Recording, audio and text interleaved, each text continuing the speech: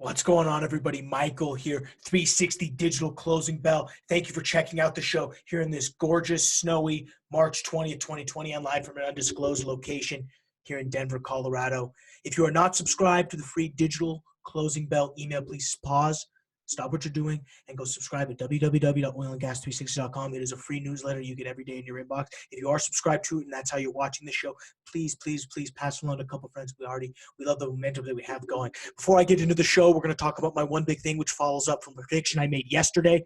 But before we dive into the digital ticker, I need to talk a little bit about two new videos that are going to be dropping that are going to be awesome on the Oil and Gas 360 platform. First is an interview both with the president of Enercom, Aaron Vandervoort, and a couple of his colleagues in the consulting and the publishing side of Oil and Gas 360. And they're going to talk about a discussion that Aaron had with Haynes and Boone, just on the state of the market, sort of the M&A capital structure and what that looks like moving forward. It's a fascinating discussion. You should check that out. www.oilandgas360.com.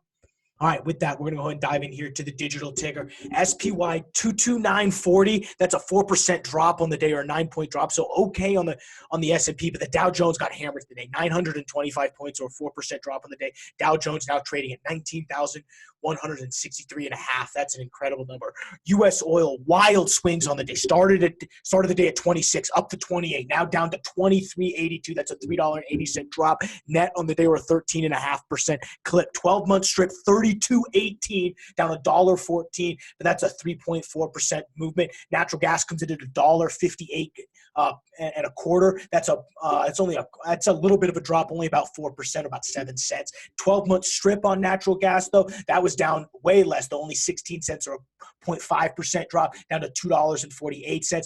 XOP, which is our E&P securities contract, pretty relative move, only a 0.3% movement, down $3, or excuse me, 3 cents, not $3, 3 cents to 8.25.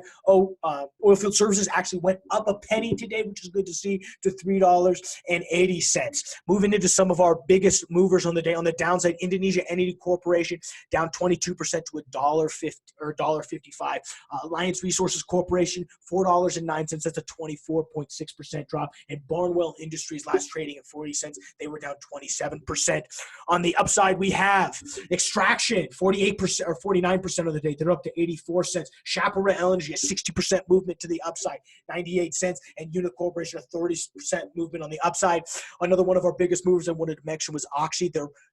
They were recently upgraded, or excuse me, their debt was recently downgraded to junk by Moody's. So that moved their stock down all the way to $14 at about at a 10% movement. Big one to talk about. All right, one big thing of the day. Yesterday we predicted and we said to watch out for the government getting involved with the oil field. And today we had that piece of news just drop coming across my timeline at 10:23 Mountain Time. Texas State Oil Regulator Ryan Sitton comes out and says, we've reached an agreement with the White House to discuss oil output cuts. They reach out to the White House to discuss these cuts, and Texas is going to consider limiting the production limits on oil companies, and they could cut by as much as 10%. Then about 2 hours ago on Twitter, Ryan Sutton comes out and tweets. Here's what we go. Just got off the phone with OPEC, Senator Bob Barraco. Great conversation on global supply and demand. We all agree an international deal must get done to ensure economic stability as we recover from COVID-19. He was kind enough to invite me to the next OPEC meeting in June. So we're at right there. Ryan Sutton is going to be the next OPEC meeting in June, and Texas is actually now saying